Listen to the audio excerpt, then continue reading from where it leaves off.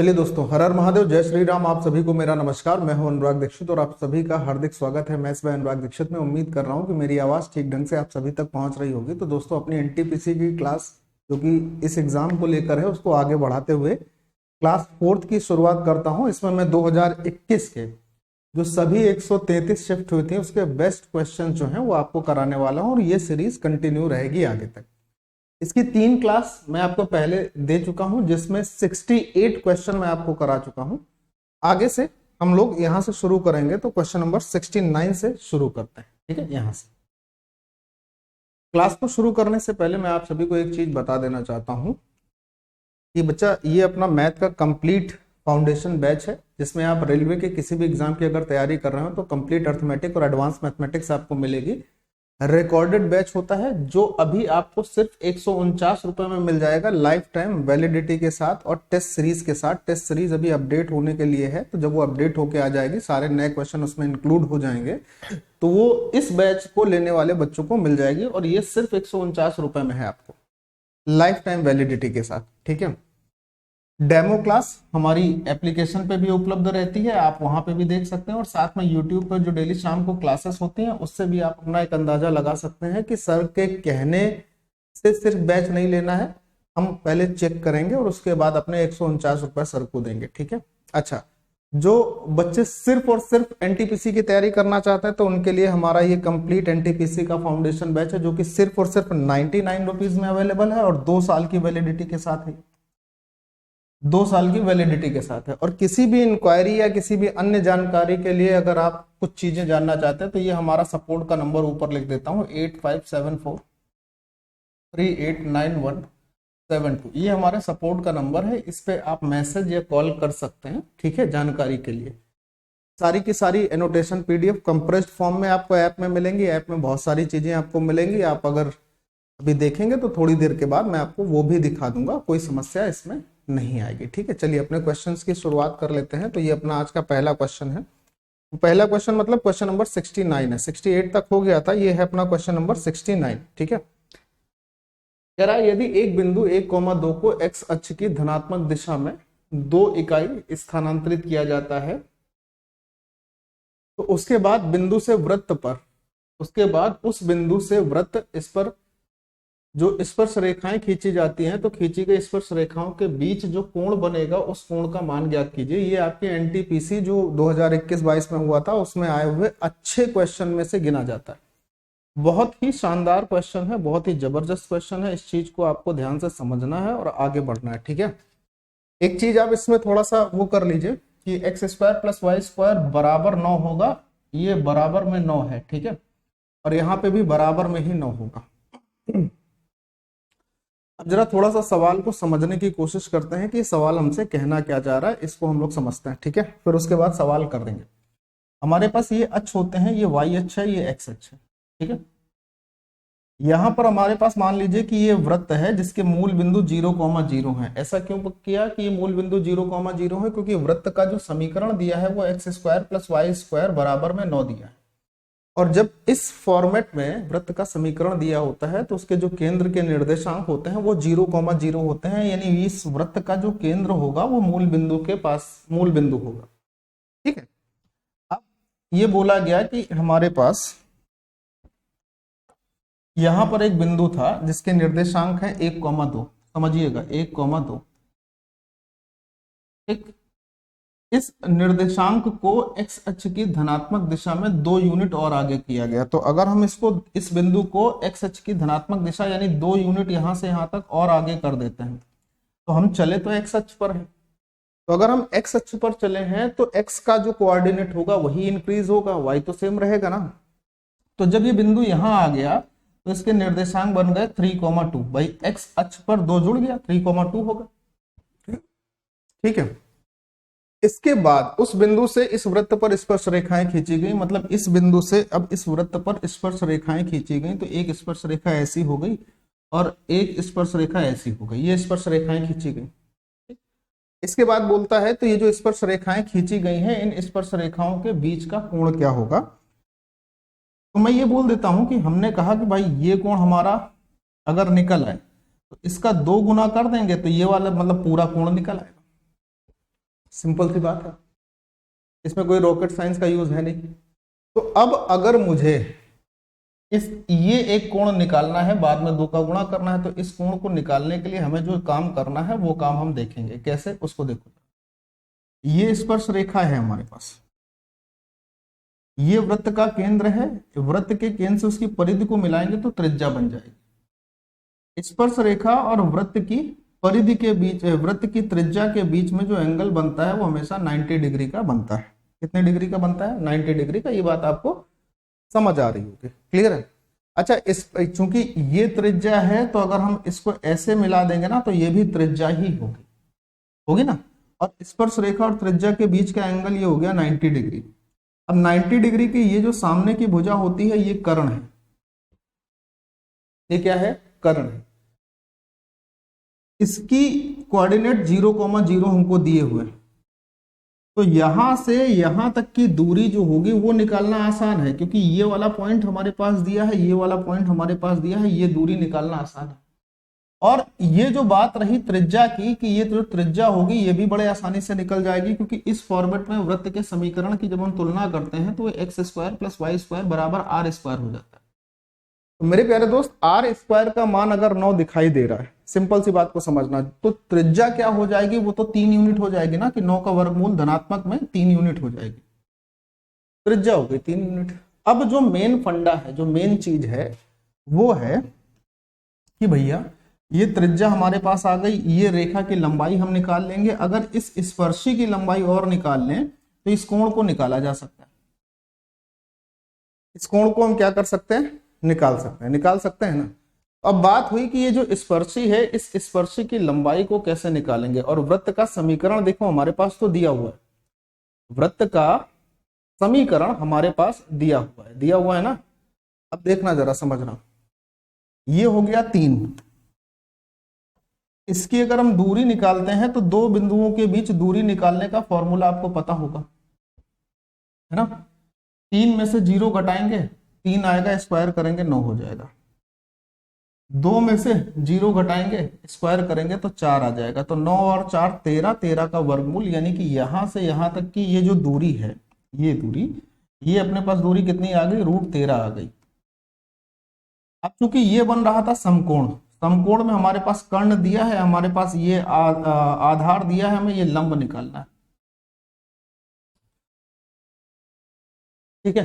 तो अगर हम ये लंब निकालेंगे तो कर्ण के स्क्वायर में से आधार के स्क्वायर को घटाएंगे तभी तो लंब निकलेगा। यानी √13 के स्क्वायर में से अगर मैं इसका स्क्वायर घटाऊंगा, यानी 3 का स्क्वायर घटाऊंगा, तो हमारे पास ये भुजा आएगी, स्पर्शी आएगी, टेंजेंट आएगी और टेंजेंट आएगी, और इसका वर्गमूल लिया जाएगा पाइथागोरस से। तो ये 13 में से 9 माइनस कर लेंगे, 4 का वर्गमूल ले लेंगे तो 2 आ जाएगा। यानी कि ये जो स्पर्शी है यहां से यहां तक की, इसकी लंबाई हमारे पास जो टेंजेंट है स्पर्शी है, इसकी लंबाई 2 यूनिट आ गई, करेक्ट। अब हमारे पास देखो तो एक समकोण त्रिभुज बनता दिखाई दे रहा है। ये समकोण त्रिभुज मान लीजिए हमारे पास बना हुआ, ठीक है, जिसमें ये हमारे पास 3 हो गई है, ये कर्ण हमारे पास √13 दिया हुआ है, और ये हमारे पास 4 आ गई है। अगर मुझे ये एंगल निकालना है, ये वाला एंगल मान लीजिए थीटा है, तो मैंने कहा अगर मैं यहां से सॉरी ये 2 आई है, 4 नहीं, कितनी आई है? ये 2 आई है। स्पर्शी की लंबाई कितनी आ गई? 2 आ गई। तो अगर मैं यहां से tan थीटा लगाता हूं तो tan थीटा का मान क्या होता है? लंब बटे आधार, लंब बटे आधार। अब यहां पर लंब बटे आधार को देखेंगे तो 2 ये हो जाएगा, 3 ये हो जाएगा। लंब बटे आधार का मतलब हो गया 2/3। बेटा यहां से अगर थीटा का मान निकालोगे तो थीटा का मान क्या होगा? tan इनवर्स 2/3, क्योंकि सारे के सारे ऑप्शन हमारे पास tan इनवर्स में दिए हुए हैं, इसलिए हम इसको लेकर चल रहे हैं, tan इनवर्स 2:3। अब ये एक कोण आ गया हमारे पास, ये वाला थीटा का मान आ गया, और जितना कोण ये होगा उतना ही कोण ये होगा, यानी हम 2 का गुणा कर देंगे तो काम बन जाएगा। तो जैसे ही इसमें हम 2 का गुणा करेंगे तो हमारे पास क्या हो जाएगा? 2 tan इनवर्स ब्रैकेट में क्या हो जाएगा? 2/3। तो यहां पर जो पूछा गया था कि इन दोनों वृत्तों की स्पर्श रेखाओं के बीच का जो कोण होगा वो हमारे पास क्या आ जाएगा? 2 tan इनवर्स 2/3, यानी कि ऑप्शन नंबर सी हमारा राइट आंसर बन जाए। क्लियर? ये बहुत बढ़िया सवाल पूछा गया था, ठीक है, वाकई में ये अच्छा क्वेश्चन। ऐसे क्वेश्चन 3 से 4 जो सर्किल बेस्ड क्वेश्चन है ये आपसे उसमें पूछे गए हैं 2021 वाले में। और अब मैं आपको अभी भी बता देता हूं, मैं आपको फिर से एक बात बोलना चाहूंगा, वो आप ध्यान से समझ लेना, ठीक है। सही लिखा है ना, लंब बटे आधार।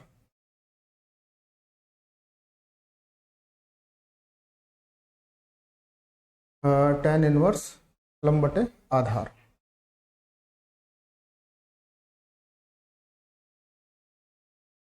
इस एंगल को लेकर, सॉरी इस एंगल को लेकर चल रहे थे, यहाँ पे 2/3 नहीं होगा, 3/2 हो जाएगा। हम इस एंगल को लेकर चल रहे हैं, इसका मतलब, ठीक है, 2/3 नहीं होगा, यहाँ पर होगा 3/2। तो थीटा का मान क्या हुआ था tan इनवर्स 3/2। 2 थीटा का मान क्या हो जाएगा, 2 tan इनवर्स 3/2।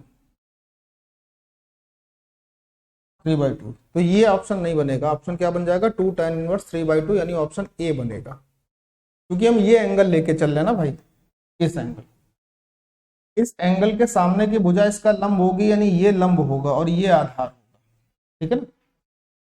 क्लियर हो गई बात, वेरी गुड। चलिए अगले सवाल पर आते हैं। किरण किसी कार्य को 15 दिन में पूरा कर सकती है, वह 5 दिन काम करने के बाद काम छोड़ देती है। यदि वेंकट अकेले शेष कार्य को 30 दिन में पूरा करता है, तो वेंकट अकेले पूरा काम करने में कितने दिन में पूरा कर सकता है। हाँ, मैं ये कह रहा था, इस सवाल को पढ़ने के बाद मैंने कहा मैं अपनी बात पूरी कर लेता हूं। मैं ये कह रहा था, अभी कुछ दिन पहले ALP CBT 2 के 2 तारीख से लेकर 6 तारीख तक के एग्जाम हुए हैं CBT 2 में। इन सभी शिफ्ट में मैंने उसके 4 शिफ्ट के सारे क्वेश्चन भी करा दिए हैं, वो यूट्यूब पे है, आप देख सकते हो। इन सभी शिफ्ट में एक क्वेश्चन, एक कॉन्सेप्ट मेरे कराए गए 14 मॉक टेस्ट, सिर्फ 14 मॉक टेस्ट से बाहर नहीं आया है, एक भी क्वेश्चन और एक भी कॉन्सेप्ट। और जो रेलवे का पैटर्न मैंने हमेशा ALP के लिए बताया था, वो जिस बच्चे ने फॉलो किया होगा उसके नंबर पूरे आएंगे। ऐसे ही मैं NTPC के लिए भी बताऊंगा, ठीक है। तो चलो दोस्त, किरण किसी काम को 15 दिन में कर सकती है, वो 5 दिन काम करने के बाद छोड़ देती है। तो अगर हम किरण की बात कर रहे हैं तो ये काम तो कर सकती है 15 दिन में, और इन्होंने इस पर 5 दिन काम कर लिया। तो अकेले किरण की बात करें तो इन्होंने काम का 1/3 हिस्सा तो खत्म कर लिया ना, 5/15 मतलब 1/3 काम खत्म हो गया। अब जो रिमेनिंग वर्क है, जो शेष कार्य बचा है, अगर 3 में से एक काम खत्म हो गया तो बचा हुआ काम कितना होगा, 2/3। करेक्ट। कहता है अकेले शेष कार्य को 30 दिन में पूरा करता है। कौन पूरा करता है, वेंकट। ये 2/3 काम कितने दिन में पूरा किया जा रहा है, 30 दिन में पूरा किया जा रहा है। किसके द्वारा किया जा रहा है, वेंकट के द्वारा। तो 2 से इसको डिवाइड कर लेंगे, 15 हो जाएगा, और 15 गुणे 3 कितना हो जाएगा, 45। यानी अगर वेंकट अकेले उस पूरे काम को करता तो उसको कितना समय लगता। तो आप बोलोगे सर वेंकट अगर अकेले पूरे काम को करेगा तो उसे 45 दिन का समय लगेगा, और ये आपका ऑप्शन नंबर सी आपके लिए सही जवाब माना जाएगा, ठीक है। चलिए, वह संख्या ज्ञात कीजिए जिसे 510 और 270 में से घटाने पर प्राप्त संख्याओं का महत्तम समापवर्तक 24 प्राप्त।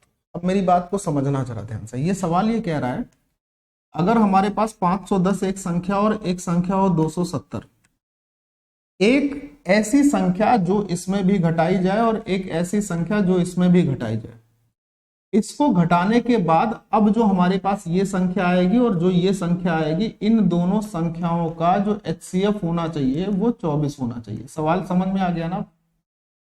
तो ऐसी संख्या ढूंढनी है हमको जिनका HCF 24 बन जाए। मेरे प्यारे दोस्त, सिंपल सी बात ये हो गई, अगर मैं आपको बोलूं कि 24 HCF होने का मतलब घटाने के बाद जो संख्या मान लो N1 आएगी और जो संख्या मान लो N2 आएगी वो 24 से कटनी चाहिए। और दोस्त, जो संख्या 24 से कटती है वो 3 से भी कटेगी और 8 से भी कटेगी। इसका मतलब जो संख्या 3 से कटेगी तो उसके अंकों का योग 3 से कटने वाला होना चाहिए। अब मान लीजिए कि इसके अंकों का तो योग 3 से कटने वाला है, इसके अंकों का तो योग 3 से कटने वाला है।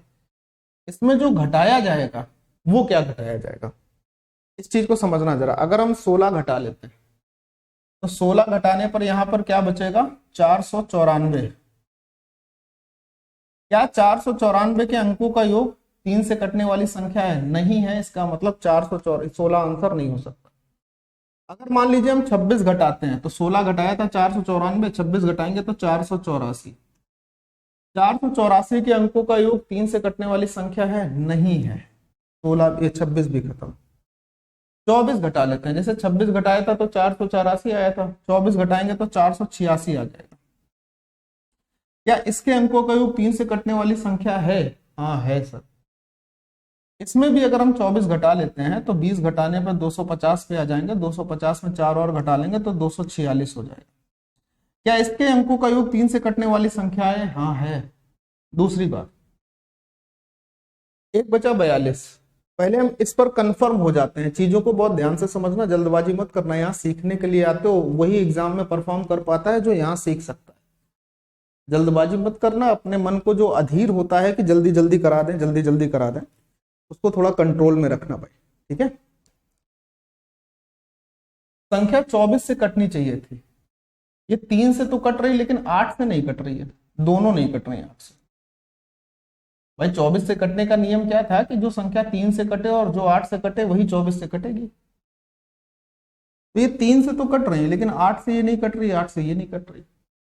अब मान लो अगर इसमें मैं 42 घटाता हूं, जो कि हमारे पास अगला ऑप्शन है कि 42 घटा लेते हैं, तो मान लीजिए 510 में से हम 42 घटाएंगे, 10 घटा तो 500 आ गया, उसमें से 32 और घटा लेंगे तो हमारे पास आ जाएगा 468।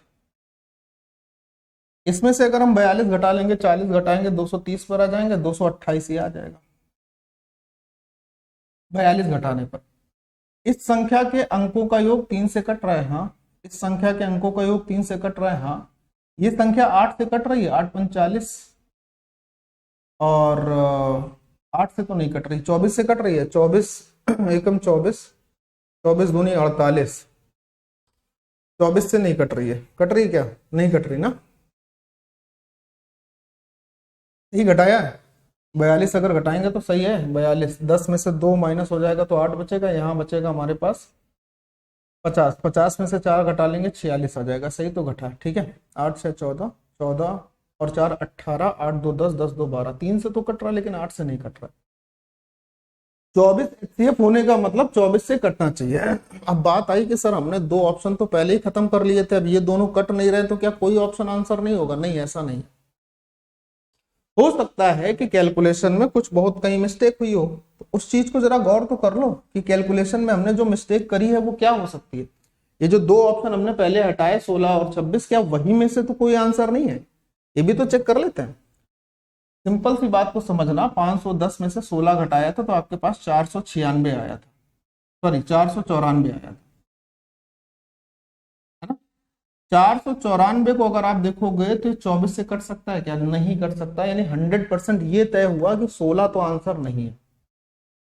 मैं इसमें से 26 घटा लेता हूं, 10 घटेंगे 500 पे आएंगे, 500 में 16 और घटा लेंगे, 500 में 16 और घटा लोगे तो हमारे पास क्या आ जाएगा? अरे यार 500 में 16 और घटा लोगे तो 484 आ जाएगा। क्या ये संख्या 24 से कटती दिखाई दे रही है? नहीं कटती दिखाई दे रही। मतलब हमें ये तो कंफर्म था कि सर 16 और 26 आंसर नहीं हो सकते हैं, तो सर ये 24 और 42 में से कोई आंसर था, तो ये बना क्यों नहीं? हो सकता है कुछ ऐसा हो गया हो जो ना बना हो। देखो जरा 24 घटाइए इसमें, 510 में से 24 घटा ले, 486 आएगा, 486। और अगर 270 में से हम 24 घटा लेते हैं, क्योंकि सेम संख्या ही घटानी है, 270 में से 24 घटाएंगे तो हमारे पास 246 आ जाएगा। कितना आ जाएगा? 246, करेक्ट है। 24 का एचसीएफ होने का मतलब, महत्तम समापवर्तक 24 होने का मतलब ये संख्या घटाने के बाद और ये संख्या घटाने के बाद 24 से कटने वाली होनी चाहिए थी। अब 486 24 से कटता नहीं दिख रहा है, यहाँ शेषफल 6 बच जाएगा, इसमें अगर करेंगे तो शेषफल 6 बच जाएगा, 24 से नहीं कट रहा है। इसका मतलब एक चीज और भी कंफर्म हो गई कि ये भी अपने पास आंसर नहीं हो सकता।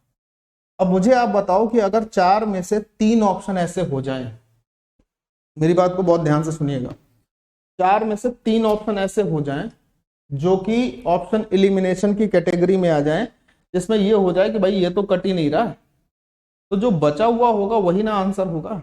ये मैंने आपको कई बार बताया है, हाँ या ना? हाँ सर, ये बात तो कई बार बताई है। अब जब ये बात कई बार बताई है तो सिंपल सी बात है कि आंसर क्या हो गया, ऑप्शन नंबर जो बचा वाला है होना चाहिए। ठीक है, बढ़े आगे फिर।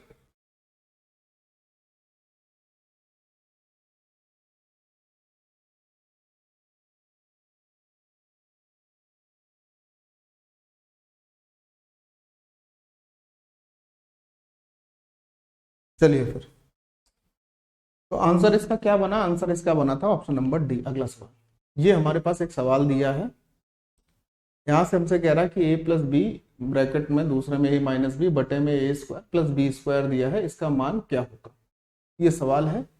और ये वैल्यू दी हुई है, ए और बी के मान हमको यहाँ से मिलेंगे और उसके बाद ये वैल्यू यहाँ से सॉल्व होगी, यही तो बात है।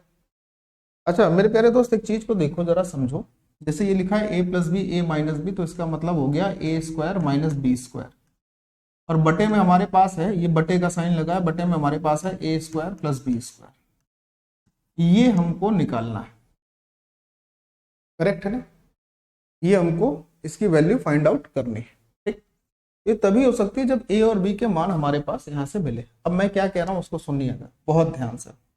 सिंपल सी बातें हैं कि अगर मैं इस हिस्से को सॉल्व करता हूं, इसको सॉल्व करता हूं, तो सॉल्व कैसे होगा, जल्दी इसको देखना जरा।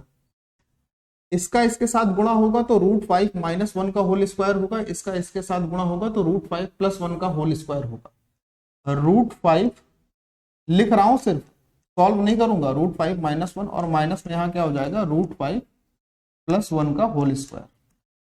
बटे में क्या आएगा, बटे में आएगा √5 प्लस 1 √5 माइनस 1, यानी कि 5 में से 1 घटा के 4 आएगा। अब ये भी सॉल्व करने वाली चीज नहीं है, समझने वाली चीज है। क्या समझने वाली चीज है, समझने वाली चीज ये है भाई, फॉर्मूला है। जैसे अगर मैं आपसे बोलूं कि हमारे पास लिखा हो a माइनस बी का होल स्क्वायर और माइनस में a प्लस बी का होल स्क्वायर, ये लिखो, तो इसका रिजल्ट क्या बनेगा, a माइनस बी का होल स्क्वायर और माइनस a प्लस बी का होल स्क्वायर जो होगा, अगर हम इसके रिजल्ट की बात करें तो इसका रिजल्ट होगा माइनस का 4ab। ये होता है रिजल्ट, पढ़ा होगा, है ना। तो यहां पर हमारे पास इसका रिजल्ट सीधे आएगा माइनस का 4, a का मतलब √5 और b का मतलब 1। नीचे हमारे पास 4 दिया था, ये 4 से ये 4 कैंसिल हो गया, तो ये सिर्फ √5 आ गया, और बराबर में हमारे पास दिया था a प्लस बी √5। तो कोई कांस्टेंट टर्म तो आया नहीं, इसका मतलब a का मान तो 0 हो गया, और b की तुलना अगर हम इससे करेंगे तो √5 से √5 कैंसिल होगा, b का मान 1 आ जाएगा। ये लिखने वाली बातें नहीं थी, सिर्फ समझने की बात है। ठीक है, अब a का मान 0 आ गया, b का मान 1 आ गया, वैल्यू रख के आंसर लेना है। कोई दिक्कत आएगी इसमें? जैसे हमें क्या मान निकालना था, हमें मान निकालना था ऊपर a square minus B square और नीचे a square plus B square. ऊपर a square minus B square करेंगे इन दोनों को लेकर तो ऊपर -1 आएगा, और नीचे a square plus B square करेंगे तो नीचे +1 आएगा।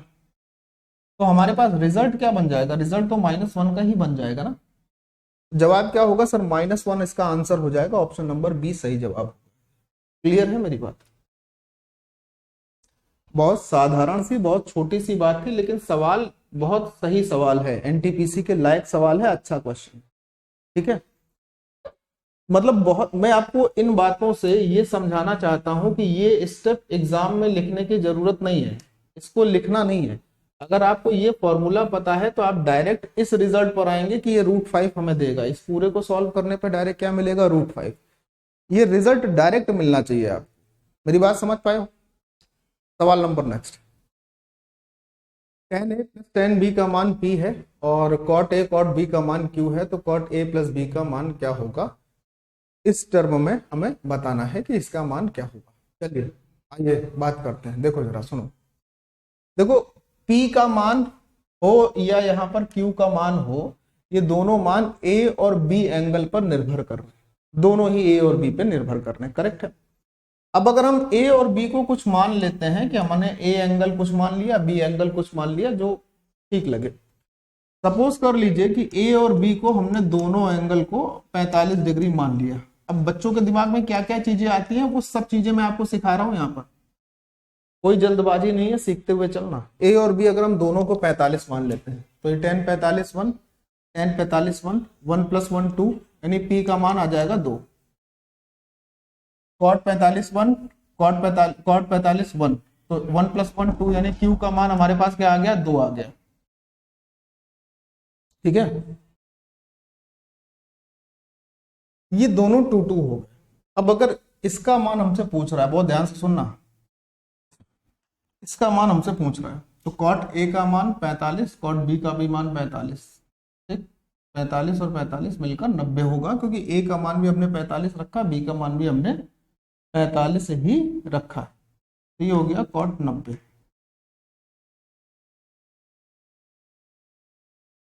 कॉट 90 का जो मान होगा वो मान पी और क्यू को रखने पर किस ऑप्शन से मिलेगा, जिस ऑप्शन से मिलेगा वही उसका आंसर होगा, अगर कॉट 90 का मान तुमको याद है तो। कॉट 90 का मान अगर तुमको याद है, कॉट 90 का मान क्या होता है, 0 होता है, 0 होता है, 0 डिग्री नहीं, 0 होगा। ठीक है, मेरी बात समझ में आई। अब यहां पर P और Q रखने पर कहां से 0 मिलेगा, क्या इस ऑप्शन से 0 मिल सकता है, नहीं, क्योंकि प्लस है। यहां देखना Q - P, Q भी 2 है, P भी 2 है, ये दोनों 0 हो जाएंगे और बटे में हमारे पास 4 आएगा, तो ये फिर से 0 बन जाएगा। PQ / P - Q, ये हमारे पास 4/0 होगा। हमें 4/0 नहीं, ये तो अनडिफाइंड फॉर्म बन गई। ये क्या बन गई, अनडिफाइंड फॉर्म बन गई, अनडिफाइंड नहीं चाहिए था। यहाँ P - Q / PQ करेंगे तो एक ये ऑप्शन मिलेगा जो हमको 0 देगा, यानी 2 ऑप्शन ऐसे मिलेंगे जो आंसर नहीं हो सकते हैं, कंफर्म हो गया। 2 ऑप्शन ऐसे मिले जो आंसर हो सकते हैं, कौन कौन से, या तो ये ऑप्शन हो सकता है या तो ये ऑप्शन हो सकता है। इसको बी कर लीजिए, ये सी कर लीजिए, इसको डी कर लीजिए। ठीक है, ये ऑप्शन हो सकते हैं जो आंसर हो सकते हैं इन 2 में से। अब बात ये आई कि सर सही जवाब कौन सा होगा, Q - P / Q होगा, PQ होगा, या फिर P - Q / PQ होगा। अब यहां पर चूंकि हमने दोनों एंगल को बराबर कर लिया था, जिसके कारण हमें ये 2 ऑप्शन में से मुसीबत हुई। मान लो कि हम इसको भी और सिंप्लीफाई करते हैं। हमने कहा कि हमने A को मान लिया होता, अगर हमने A को मान लिया होता अगर 45 डिग्री और B को मान लिया होता हमने 30 डिग्री, तो भी क्या यही आंसर आता, नहीं। अगर 45 और 30 तुम जोड़ोगे तो यहाँ कॉट 75 होगा। कॉट 75 का मान अगर याद है तो अच्छी बात है, और नहीं आता तो फिर दिक्कत होगी। तो ऐसे मान रखना हमेशा जिसकी वैल्यू तुमको आसानी से याद हो। मान लो ये हमने 30 डिग्री रख लिया होता और इसको हमने 60 डिग्री रख लिया होता। अब अगर हम इससे बात करते तो tan 30 होता और यहाँ पर tan 60 होता। tan 30 का मान होता 1/√3, ध्यान से सुनिएगा, और tan 60 की वैल्यू होती है √3। ये हमारे पास आता P का मान कितना हो जाता, 4/√3, ये P का मान होता। अगर हम ये दोनों एंगल लेकर चल रहे होते तो सुन लीजिएगा पहले बात, यही काम यहाँ होता। कॉट A का मान 30 cot 60 होता, cot 60 की वैल्यू होती है √3, और यहां पर हम रखते हैं ये cot A का मान cot 30 रखते, cot 30 का मान √3 होता, और यहाँ पर cot 60 होता, उसका मान 1/√3 होता। तो ये होता हमारे पास Q, ये भी हमारे पास होता 4/√3, ये भी मान होता Q का। अब अगर हम cot A + B निकालते कि हमने एक 30 रखा एक 60 रखा, तो वो तो 0 ही बनता ना। cot 90 होता, cot 90 की वैल्यू 0 ही होती। लेकिन अब हमें इन दोनों ऑप्शन में से ये देखने को मिल जाता है कि किससे 0 आ रहा है। सिंपल सी बात है कि जब ये दोनों बराबर आएंगे, याद रखना, ये दोनों बराबर आएंगे तो या तो ये ऑप्शन आंसर दिखाई देगा या तो ये ऑप्शन आंसर दिखाई देगा। इन दोनों को हमको अलग अलग करना है। जब जब आप P और Q की सेम वैल्यू देखकर चलोगे तब तब ये आंसर आपके पास 2 ऑप्शन में फंसेगा। मेरी बात समझ पा रहे हो ना? एग्जाम में यही सारी चीजें आपके टाइम को वेस्ट कर देती हैं।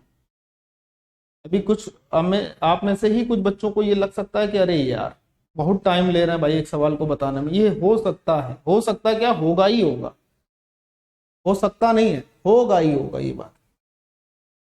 लेकिन मैं उन बारीकियों को आपको सिखाना चाहता हूं कि जो बारीकियां आप एग्जाम में गड़बड़ करते हैं। भाई एक बार आपने एक एंगल रख लिया जिससे P और Q के मान समान आ गए, जिससे हम ये समझ में आया कि बी या डी में से कोई आंसर होगा। अब वही गलती हम दोबारा तो नहीं करेंगे कि दूसरे एंगल भी रखें और फिर पी और क्यू के मान को समान लाएं और फिर हम आंसर निकालें। वो गलती दोबारा तो नहीं होने देनी चाहिए। चाहिए क्या? नहीं कर सकते हैं ना वो गलती दोबारा। जब वो गलती दोबारा नहीं कर सकते हैं तो उसी चीज को ये समझना कि अब हमें सिंपल सी बात ये समझ में आ गई कि हम पी कुछ भी मान रखें, पी और क्यू बराबर नहीं आने चाहिए। ये चीज यहां से क्लियर हो गई। तो बोले सर फिर तेजी से कैसे होगा?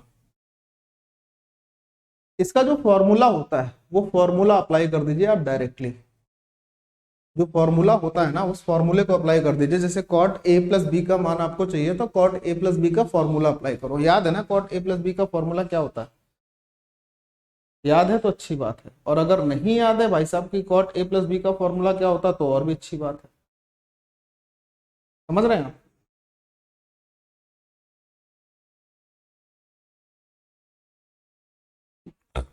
अगर नहीं याद है तो और भी अच्छी बात है। आइए ये हटा दे रहा हूं फिर, ठीक है।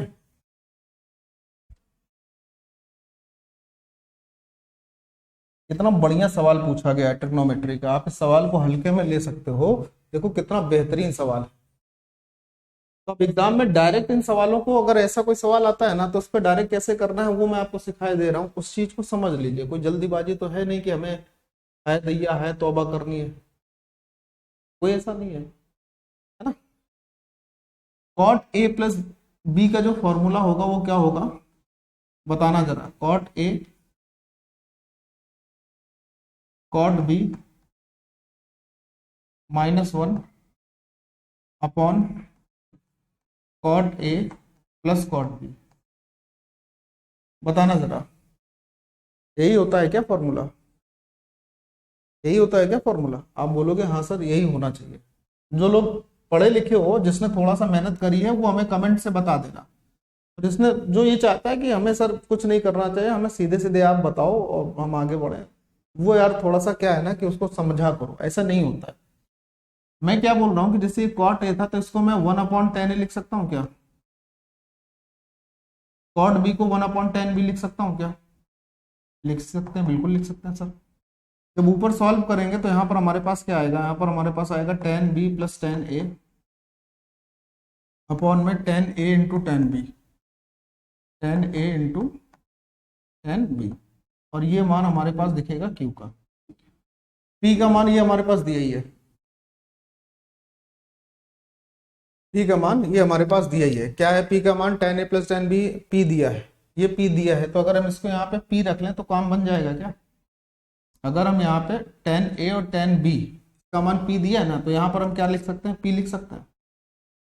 सिंपल सी बात है। तो ये हो गया हमारे पास p upon 10a into 10b। पूरा मैं अभी भी नहीं करूंगा, यहां तक आपको समझा रहा हूं। इस चीज को ध्यान से सुन लेना, मैं सिर्फ समझा रहा हूं। अब हमारे पास q का मान जो है वो p/10a 10b की फॉर्म में आ गया। अब इसके बाद अगर आप आंसर निकालो तो आंसर क्या? बी ऑप्शन आना चाहिए। q - p/pq साफ साफ दिख रहा है भाई। अगर हम इसको इधर लेके भी जाएंगे, इसको अगर मान लीजिए इधर 0 बना लेते हैं, इसको पूरा इधर लेके जाते हैं तो ऐसा कुछ दिखाई देगा? q - p/10a 10b ऐसा दिखाई देगा। एलसीएम लेंगे कुछ कटेगा लेकिन ऊपर q - p आएगा, ये डैम श्योर है। क्या करने की जरूरत, या फिर इसको इस फॉर्मूले में रखने की जरूरत नहीं है ना। 100% करेक्ट आंसर होगा, इसको छोड़ देंगे। अच्छा, ये भी मेरा कहना है कि इसके बावजूद अगर किसी बच्चे को ऐसा लगा कि ये सवाल उसे पूरा समझ में नहीं आया, तो ये दो प्रकार के बच्चे कह सकते हैं, जिन्होंने या तो इसको समझने की पूरा प्रयास नहीं किया क्योंकि बहुत झंझटी सवाल है इसलिए, या फिर वो बच्चे कहेंगे जिन्होंने ट्रिग्नोमेट्री की शुरुआत ही नहीं करी।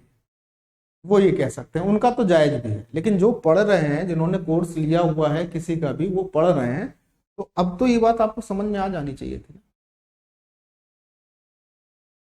ठीक है, चलिए। और ना आए ना तो फिर भी कमेंट बॉक्स में लिख देना यार, हम बता ही देंगे, फिर काहे को इतना झंझट पालेंगे, है ना।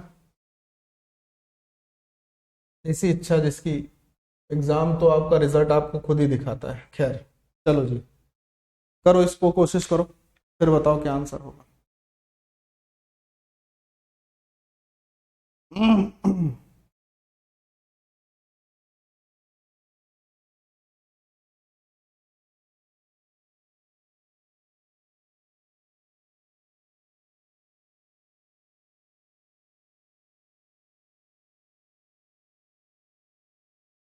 हुआ। कह रहा है कि इन आंकड़ों को ध्यान पूर्वक पढ़ना है, इसमें से कौन सा कथन सत्य है ये बताना है। ठीक है, ए बी सी डी ये चार ऑप्शन दिए हैं।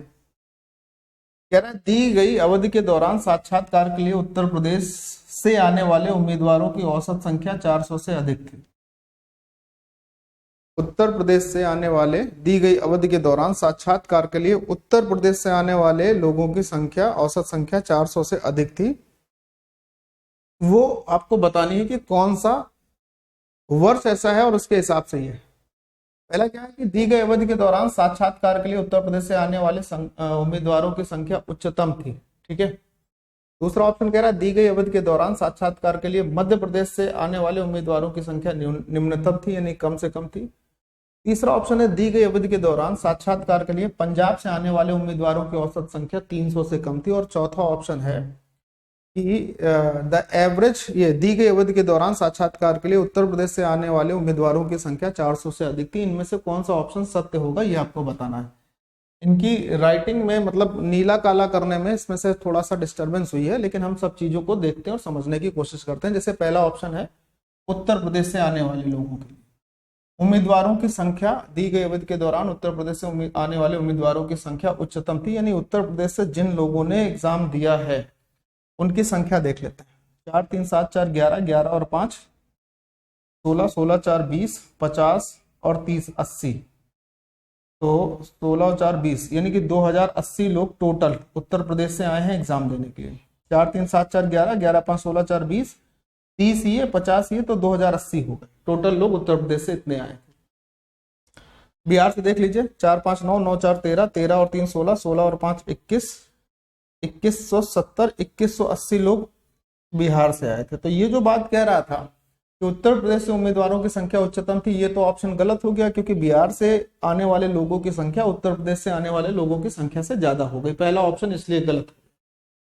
दी गई अवधि के दौरान साक्षात्कार के लिए मध्य प्रदेश से आने वाले उम्मीदवारों की संख्या निम्नतम थी। अब जरा मध्य प्रदेश से देखो कितने लोग आए हैं, ये भी देख लेते हैं, समस्या कोई नहीं। 2 2 4 2 6 4 10 10 5 15, 15 और 130, 130 40 190, 190 और 40 230, 1500 1730 हो गए। मध्य प्रदेश से आने वाले लोगों की संख्या हो गई 1730। पंजाब से देख लीजिए, पंजाब से कितने लोग आ रहे हैं, 3 2 5, 5 1 6, 6 2 8, 8 और 4 12, 12 और 3 15, 15 और 110, यानी कि 1610 लोग पंजाब से आए हैं। पंजाब से आने वाले लोगों की संख्या, जिन्होंने इंटरव्यू दिया है उनकी संख्या तो मध्य प्रदेश से भी कम हो गई। तो ये जो दूसरा ऑप्शन था ये इसलिए गलत हो गया। सी, दी गई अवधि के दौरान साक्षात्कार के लिए आने वाले उम्मीदवारों की औसत संख्या 300 से कम थी। पंजाब से टोटल 1610 लोग आए हैं, कितने वर्षों में, 1 2 3 4 5 वर्षों में। अगर मैं 1610/5 कर लेता हूं तो इसका जो वैल्यू आएगी वो 300 से कम आएगी या ज्यादा आएगी। तो आप बोलोगे सर 5 3 15, 5 दूनी 10, 5 3 15, 1 5 दूनी 10, 5 दूनी 10, ये 300 से ज्यादा। और ये कह रहा था 300 से कम है, तो ये ऑप्शन एक और चला गया। तो ए बी सी 3 ऑप्शन चले गए, यानी कि बचा जो चौथा वही सही होगा। उत्तर प्रदेश से आने वाले उम्मीदवारों की जो संख्या होगी वो 400 से अधिक होगी। ये बात बिल्कुल सही कह रहा है। क्यों? क्योंकि उत्तर प्रदेश से आने वाले लोगों की संख्या है 2080 5 वर्षों में। तो 2080 को अगर हम 5 से डिवाइड करेंगे तो 416 आएगा, और वो 400 से ज्यादा होगा। इसका मतलब ऑप्शन डी करेक्ट होगा। ये बात आपको समझ में आई होगी। डीआई बहुत अच्छी थी। एनटीपीसी में मैंने हमेशा से कहा है कि अच्छे सवालों का जो सिलसिला जारी ही रहता है, इसमें अच्छे सवाल ही आपको देखने को मिलेंगे ज्यादातर, अधिकतर। ठीक है, चलिए जी, अगला सवाल है, स्कूल में लड़के और लड़कियों की संख्या का अनुपात 5 और 7 था। सत्र के दौरान 8 और लड़के भर्ती हुए, उसके बाद लड़कियों और लड़कों की संख्या का नया अनुपात 1 और 1 हो गया। तो शुरुआत में लड़के और लड़कियों की संख्या में अंतर क्या था? अच्छा सुनो जरा, शुरुआत में लड़के और लड़कियों की संख्या में अंतर क्या था, ये आपसे पूछ रहा है। सवाल को आप अच्छे तरीकों से कर सकते हो। जैसे पहला तरीका ये है कि अगर मैं ये देखूं कि शुरुआत में लड़के और लड़कियों की संख्या का जो अनुपात है वो 5 और 7 है। बहुत ध्यान से सुनिएगा। अब यहाँ पे बोल रहा है कि उसके बाद सत्र के दौरान 8 और लड़के भर्ती हुए, यानी लड़कों की संख्या 8 हो गई, बढ़ गई। लड़कियों की संख्या में कोई वो नहीं हुआ और बाद में ये अनुपात 1 और 1 का हो गया, 1 और 1 का हो गया। यानी लड़कियों की संख्या में न वृद्धि की बात की गई न कमी की बात की गई, तो हमें लड़कियों की संख्या को बराबर करना पड़ेगा और उसके लिए यहाँ 7 का गुणा होगा, तो फिर यहाँ पे भी 7 का गुणा हो जाएगा। अब आप देखिए बॉयज का जो रेशियो है वो 5 से कितना हो गया, 7 हो गया। कितने यूनिट बढ़ता दिखाई दिया, तो आप बोलोगे सर ये तो 2 यूनिट बढ़ा, और उसी 2 यूनिट का मान 8 लड़के जो नए एडमिट हुए थे उनके एडमिशन के बराबर था। तो 2 यूनिट 8 लड़कों के बराबर, 1 यूनिट 4 के बराबर। 1 यूनिट का मान 4 तो 5 का मान 20 होगा, 1 यूनिट का मान 4 तो 7 का मान 28 होगा। अब शुरुआत में लड़के और लड़कियों की संख्या के बीच में आपको अंतर कितना दिखाई देगा, 8 का अंतर दिखाई देगा, और ये आपका आंसर हो जाएगा। जो डिफरेंस दिखाई देगा वो कितने का दिखाई देगा, 8 का। आंसर हो जाएगा 8। पहला तरीका। दूसरा तरीका ये है भाई कि अगर मैं डायरेक्ट ये देखूं कि शुरुआत में लड़के और लड़कियों की संख्या का जो अंतर है वो 2 के रेशियो में है। 2 से कटने वाली संख्या आंसर होनी चाहिए, तो यहां तो सारे के सारे ऑप्शन 2 से कटने वाले हैं। तो हम ऑप्शन से कैसे चेक करें उसको देखो जरा। ऑप्शन से कैसे चेक करें भाई, ये तो ऑप्शन हो नहीं सकता क्योंकि 2 का मान अगर 2 होगा तो 5 का मान 5 होगा, 7 का मान 7 होगा, इससे तो काम नहीं बनेगा। अगर हम 2 के मान को 12 के बराबर कर लेते हैं तो 1 का मान 6 होगा। 1 का मान 6 हुआ तो 5 का मान कितना होगा, 30 होगा, और 7 का मान कितना होगा, 35 होगा। अब मुझे बताओ कि 30 और 35 लोग शुरुआत में थे, अब 30 अगर नए लड़के एडमिट हो जाते हैं, 8 अगर नए लड़के एडमिट हो जाते हैं तो ये 38 हो जाएगा, और यहां पर ये 35 बना रहेगा। क्या 38 और 35 का रेशियो कभी 1 और 1 का हो सकता था क्या, बोलेंगे नहीं हो सकता। इसका मतलब 12 भी खत्म। 8 से चेक कर लो, 2 का मान 8 तो 1 का मान 4, 1 का मान 4 तो 5 का मान 20, 5 का 20 और 7 का 28। बहुत ध्यान से सुनना, 7 का 28। अच्छा, उसके बाद अगर 8 लड़के और आ जाएंगे तो 28 लोग हो जाएंगे, आप बोलोगे हाँ। और यहाँ पे भी कितने लोग हैं, 28 लोग हैं, बोलोगे हाँ। कितने लोग हैं, 28 लोग हैं। तो आपका आंसर, आपका जवाब क्या होगा कि सर ये रेशियो 1 और 1 का बनेगा। और जब ये रेशियो 1 और 1 का बनेगा तो तब बना जब हमने ऑप्शन नंबर बी को चुना कि 8 ऐसा हो सकता है। अब इसको चेक करने की जरूरत नहीं है। मतलब कहने का है या तो आप पूरा मेथड लगा लीजिए तो भी आंसर आएगा, और इसमें भी बहुत ज्यादा समय नहीं लगेगा, मात्र 10 सेकंड में हो जाएगा। और अगर किसी को मेथड भूल गए हैं तो आप रेशियो के इस सवाल में और क्या कर सकते हैं भाई, ऑप्शन का सहारा ले लीजिए, सबसे सरल काम है, काम आसान हो ही जाएगा, कोई दिक्कत नहीं आएगी। या तो ये पूरा मेथड रेशियो वाला लगाइए और या तो यह ऑप्शन का सहारा ले लीजिए, दोनों से ही आंसर आएगा, ऐसा नहीं है। चलिए, कह रहा है कि इस सवाल को सॉल्व करना है और इस सवाल को सॉल्व करके आंसर बताना है, तो हमें याद रखना होगा पहले हम ब्रैकेट को सॉल्व करेंगे। तो मेरे प्यारे दोस्त, अगर हम यहाँ इस ब्रैकेट को सॉल्व करेंगे तो 1/4 होगा, तो यहाँ पर होगा 1/2 बटे 1/4।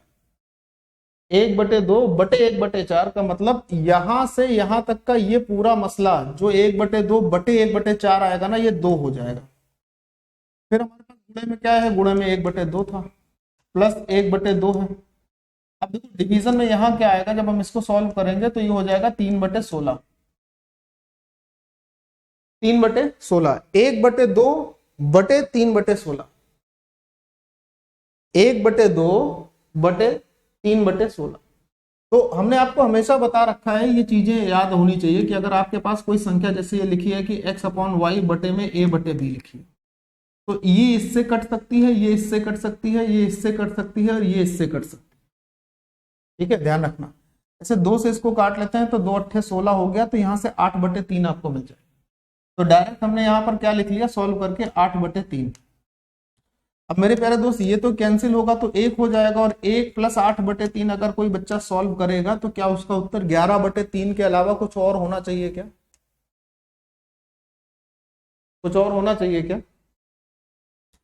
ये बात याद रखना, बड़े काम की चीज होती है, एक स्टेप बचा देती है। जैसे आप अब इसी को सॉल्व करते कैसे लिखते, 1/4 बटे 3/4, वो सॉरी 1/2 और बटे में 3/16 ऐसे लिखते। फिर इसको इसके साथ गुणा होता, फिर ये इसके साथ गुणा होता, तो एक स्टेप और आता। फिर उसके बाद तीसरे स्टेप में आप वैल्यू निकालते 8/3 की। स्टेप बचाने के लिए भी ये बड़ा कारगर है, इस चीज को ख्याल रखिएगा। और स्टेप बचने का मतलब टाइम का बचना। कह रहा है किसी धनराशि पर 2 वर्षों के लिए 4% की दर से चक्रवृद्धि ब्याज और साधारण ब्याज के बीच का अंतर 20 रुपए है, राशि क्या होगी? 4% की दर से अगर मैं बात कर लेता हूं तो 4% का भिन्नात्मक मान होता है 1/25। इसका मतलब यह है कि अगर हम 25 को मूलधन मान लें तो 1 साल में इसके चक्रवृद्धि ब्याज और इसके साधारण ब्याज के बीच का जो अंतर होगा वो 1 के अनुपात में होगा 1 साल। अब चूंकि यहां समय 2 साल का दिया है, तो जब भी पर्टिकुलर 2 साल का समय दे तो ये जो आपके पास फ्रैक्शन बनी हुई है ना, इसका आप क्या कर लें, स्क्वायर कर लें। स्क्वायर करेंगे तो 1/625 हो जाएगा। अब ये 2 साल में ऊपर जो लिखा है, ये 2 साल में चक्रवृद्धि ब्याज और साधारण ब्याज के बीच का अंतर है, जो कि सवाल में आपके पास 20 रुपए दिया है। 1 का मान 20, तो 625 का मान 625 गुणे 20 यानी कि 1250, और 1 जीरो आगे और आ जाएगा, 12,500 आपका आंसर हो जाएगा। ये सबसे शॉर्टेस्ट मेथड होता है जब समय 2 वर्ष के लिए हो और चक्रवृद्धि ब्याज और साधारण ब्याज के बीच का अंतर आपको देता है। ठीक, रेट ऑफ इंटरेस्ट का फ्रैक्शन निकालना है, समय है तो इसका स्क्वायर कर देंगे। ऊपर वाला जो न्यूमरेटर होगा वो आपके साधारण ब्याज और चक्रवृद्धि ब्याज के अंतर को दिखाएगा, नीचे वाला मूलधन को शो करता है। दोनों में से किसी एक का मान दिया होगा, दूसरे का मान पूछता है, ऐसा सवाल होता है। ठीक है, ये सवाल देख लीजिए, पढ़िए। कह रहा है एक वृत्त पर किसी त्रिभुज एबीसी की भुजा बीसी को, एक वृत्त किसी त्रिभुज एबीसी की भुजा बीसी को बिंदु पी पर स्पर्श करता है। अच्छा, भुजा AB और AC को क्रमशः Q और R पर वृत्त से स्पर्श करने के लिए आगे बढ़ाया जाता है, तो AQ की लंबाई क्या होगी, या AQ की लंबाई कितनी होगी, ये आपसे कह रहा है। कहने का मतलब कि सपोज करिए कि ये हमारे पास एक त्रिभुज है ABC, ऐसे, ठीक है, ABC। अब इसकी जो भुजा BC है, इस BC भुजा को स्पर्श करता हुआ एक वृत्त ऐसे आता है। मान लो ये वृत्त है, ऐसे आगे, ठीक है, वृत्त। ये भुजा BC को स्पर्श कर रहा है P पॉइंट पर। अब आगे कह रहा था कि इसकी AB भुजा जो थी, AB भुजा को जब आगे बढ़ाते हैं तो ये वृत्त को इस बिंदु पर स्पर्श करती है, और इसको जब आगे बढ़ाते हैं तो ये वृत्त को क्रमशः Q और R पर स्पर्श करती है। तो ये Q है और ये R पर स्पर्श करती है। सवाल आगे बढ़ाया गया तो बोला गया कि AQ की लंबाई क्या होगी, A से Q तक की लंबाई क्या होगी। इस बात को थोड़ा सा मेरे साथ समझ लेना भाई, बड़ा ठीक सवाल है। देखो, मैंने आपको कई बार ये बोला होगा, या वृत्त में आपने कई बार पढ़ा होगा, किसी भी वृत्त के बाहर स्थित अगर बिंदु से वृत्त पर स्पर्श रेखा खींची जाती है तो ये दोनों स्पर्श रेखाएं आपस में बराबर होती हैं।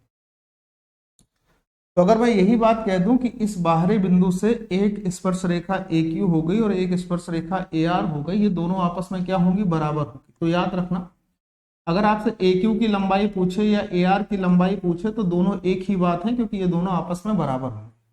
करेक्ट। सेम कंडीशन में आप देखो तो इस बिंदु से वृत्त पर एक स्पर्श रेखा ये है और एक स्पर्श रेखा ये है, तो B से P और B से Q ये भी आपस में बराबर होंगे। B से P और B से Q ये भी आपस में क्या होंगे, बराबर होंगे। और सेम कंडीशन मेरे प्यारे दोस्त, अगर हम यहाँ इस बिंदु C से देखें तो ये दो स्पर्श रेखाएं दिखाई देंगी। तो C से P और C से R ये दोनों आपस में बराबर होंगी। PC बराबर किसके होगी, RC के बराबर। ठीक, अब जब आपसे कभी भी AQ की लंबाई पूछे या AR की लंबाई पूछे, AQ या AR कुछ भी पूछे, तो याद रखना ये क्या होता है, त्रिभुज के परिमाप का आधा होता है। ये प्रमेय होती है। ये क्या होगा, त्रिभुज के परिमाप का आधा होगा। और मेरे प्यारे दोस्त, त्रिभुज का परिमाप क्या होता है, तीनों भुजाओं का योग होता है। तो हम यहाँ पर अगर AQ भुजा की लंबाई निकालेंगे तो त्रिभुज का परिमाप तीनों भुजाओं का योग होता है। तो तीनों भुजाओं का योग AB प्लस BC और प्लस CA लिखा जाएगा, और ये आपकी AQ भुजा की लंबाई हो जाएगी।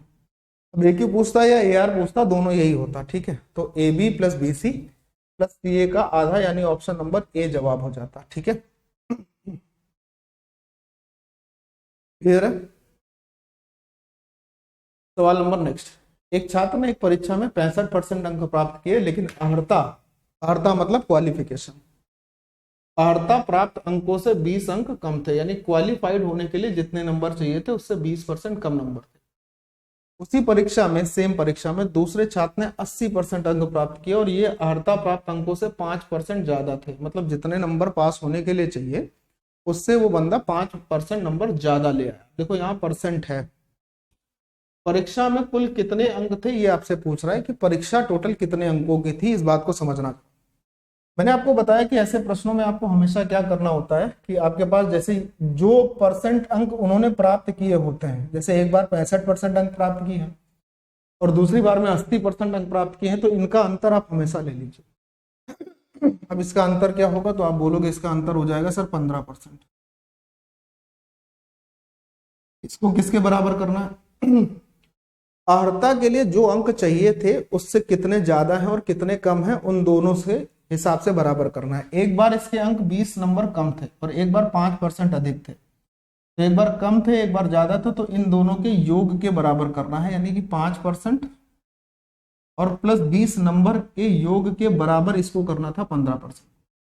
ये 5% इधर आके और कम हो जाएगा तो 10% हो जाएगा, तो 10% का मान आपके पास क्या दिख रहा है, 20 दिख रहा है।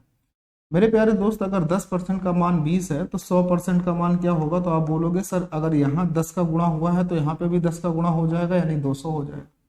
और कोई भी परीक्षा जो होती है वो मैक्सिमम 100% की ही होती है जिसका मान 200 आ चुका है, यानी कि वो परीक्षा कितने नंबर की रही होगी, उस परीक्षा के अधिकतम अंक कितने होंगे, तो जवाब होगा सर 200 नंबर होंगे उस परीक्षा के अधिकतम अंक। ठीक है, समझना बात को, ये सवाल ऐसे ही किया जाता है, इसमें इससे ज्यादा समझाने के लिए भी कुछ नहीं होगा। अगला सवाल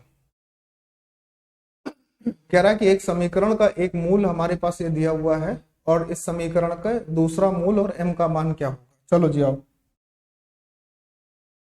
देखो ये हमारे पास द्विघात समीकरण क्या है, 2x² minus 8x minus m बराबर 0।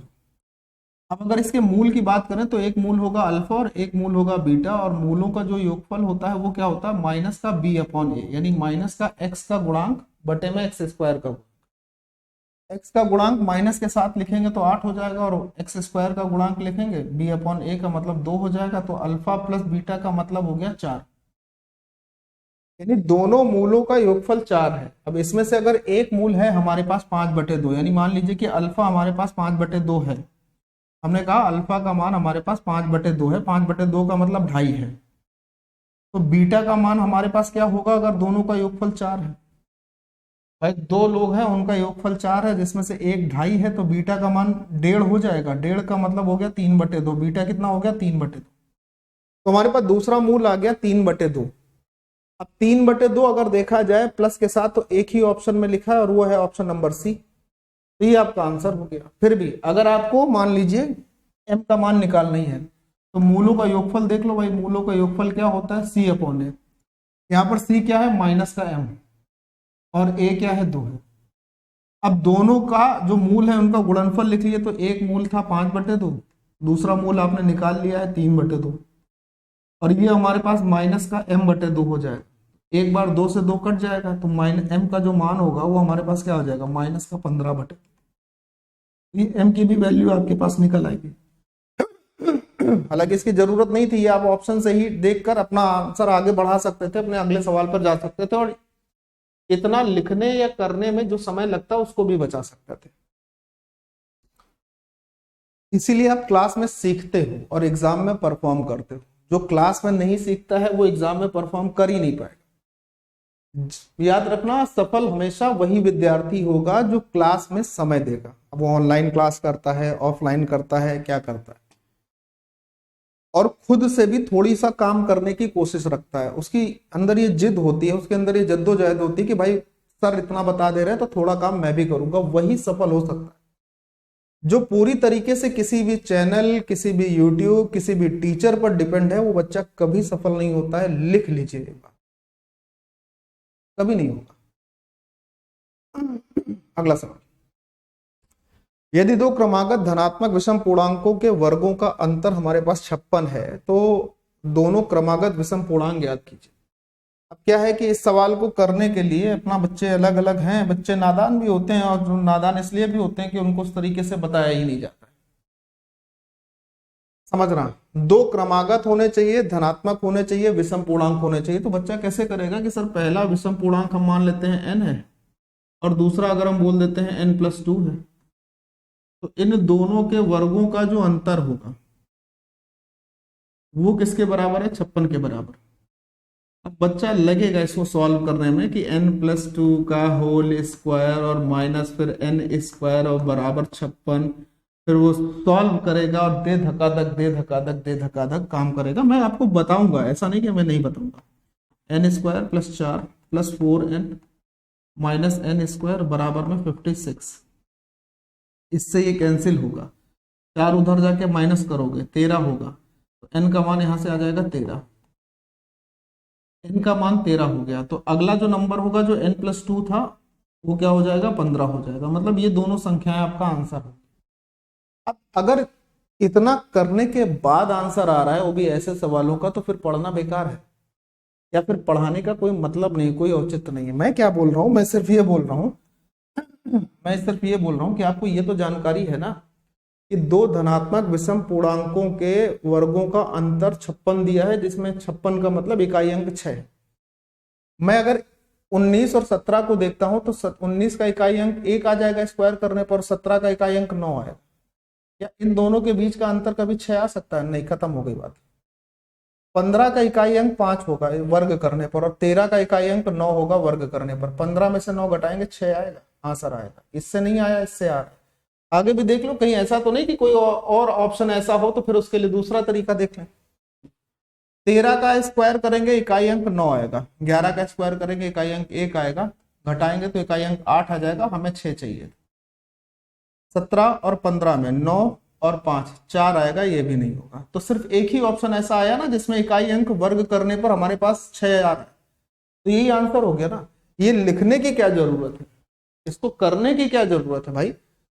और पूरा भी 56 क्यों देखना घटा के? अरे भाई हमें इकाई अंक ही तो चेक करना है। अब अगर कई ऑप्शन ऐसे होते, मान लीजिए एक से ज्यादा ऑप्शन ऐसे हो जाते जिसमें इकाई अंक 6 मिलता, तो फिर हम 56 देखते। फिर भी हम ये नहीं करते, इतना करने की आवश्यकता नहीं होती है। ये सब एग्जाम के पुराने तरीके हैं, आप नंबर्स को देख के सोचना सीखिए प्लीज, विनम्र निवेदन है मेरा। एनटीपीसी का एग्जाम दोगे, मैं आपको ये कहता हूं और शायद मैं ही ये कहता हूं कि एनटीपीसी के CBT 1 और CBT 2 के क्वेश्चन CGL से अच्छे होते हैं। मैं ये नहीं कह रहा हूं MTS या CPO से अच्छे होते हैं, CGL से अच्छे होते हैं। तो हल्के में कतई ना ले प्लीज, चीजों को सीख लो ना भाई। आने के लिए जब मास्टर साहब मिले हैं तो सीख ही लो ना। 10 मीटर ऊंचे खंबे की छाया की लंबाई इतनी है, तो क्या होगा? 10 मीटर ऊंचाई का खंबा है और उसके छाया की लंबाई जो है वो इतनी है। तो अगर मैं 10 और 10√3 का रेशियो लूंगा तो ये रेशियो आ जाएगा 1 और √3 का। ये हमारे पास लंब होगा क्योंकि जो खंबा है वो सीधा खड़ा होगा, उसकी छाया आधार पर गिरेगी, तो लंब और आधार का रेशियो हमारे पास 1 और 3 है, 1 और √3 है। तो जब लंब और आधार का रेशियो 1 और √3 होता है तो जो उन्नयन कोण होता है या जो एंगल होता है वो कितने डिग्री का बनता है? कुछ याद आ रहा हो तो ठीक है। याद रखना, जब लंब और आधार का रेशियो 1 और √3 का होता है तो ये 30 डिग्री का एंगल बनता है। अगर कभी ये पलट जाए, जैसे लंब और आधार का रेशियो √3:1 हो जाए, तो यहाँ याद रखना तो एंगल 60 डिग्री का बनेगा। और कभी अगर लंब और आधार का रेशियो 1 और 1 हो जाए तो ये जो एंगल बनाएगा वो 45 डिग्री का बनाएगा। ये डेटा होते हैं, इनको मतलब याद रखना ही होता है। अगर आप कम समय में एग्जाम करना चाहते हो तो याद रखना, और ये लिखने की जरूरत नहीं है, आपके दिमाग में लिखे होने चाहिए। आपने ये सवाल पढ़ा, सवाल पढ़ने के बाद इसका आंसर आपका 30 डिग्री आना चाहिए था, बिना लिखे, बिना कलम का यूज किए। तब तो आप राइट ट्रैक पे हो और सही चीजें सही से पढ़ रहे हो। अपने आप को कभी ये जांचने की कोशिश करनी है मैथ में खास तौर पर कि मैं सही पढ़ रहा हूं या नहीं पढ़ रहा हूं। तो टीचर जब किसी भी पेड कोर्स में इनरोल हो, टीचर जब कोई चीज पढ़ा दे उसके बाद आप प्रीवियस ईयर लगाओ, और प्रीवियस ईयर के क्वेश्चन अगर आपके टीचर के बताए हुए तरीके से थोड़ी सी मेहनत करने के बाद विदाउट पेन लगने लगे, शुरुआत ही हो जाए, तो आप सही ट्रैक पर। नहीं, अगर आपको लिखना पड़ रहा है तो आप सही ट्रैक पर नहीं हो, सीधी बात। एक भिन्न का हर उसके अंश से 2 अधिक है, और यदि अंश को 3 से गुणा किया जाता है और हर को 2 से गुणा किया जाता है तो भिन्न 1/2 बन जाती है। तो दी गई भिन्न क्या होगी ये आपको बताना है। देखो, भिन्न का हर उसके अंश से 2 ज्यादा है, हर को अंश से 2 जाना होना चाहिए, यहाँ हर अंश से 3 ज्यादा है, यहाँ हर अंश से 1 ज्यादा है, यहाँ हर अंश से 3 ज्यादा है, और यहाँ पर हर अंश से 2 ज्यादा है, तो यही आंसर हो गया। सीधी सी बात थी। कभी भी ऐसे प्रश्न आए ना, कभी भी ऐसे प्रश्न, तो सबसे पहला काम इनको ऑप्शन से चेक कर लो, जो भिन्न में कुछ जोड़ कर नई भिन्न बनाई जाए, गुणा करके कुछ ऐसा किया जाए। इस प्रकार के क्वेश्चन की लैंग्वेज जब कभी भी दिखाई दे तो पहला काम करना कि ऑप्शन चेक करना, उससे काम करना। अगला सवाल, 3 निकटवर्ती मंदिरों में 3 इलेक्ट्रॉनिक घंटियां लगी हैं। इन मंदिरों के पुजारी 2, 3 और 5 मिनट के अंतराल पर अलग अलग समय पर ये घंटियां बजाने का निर्णय लेते हैं।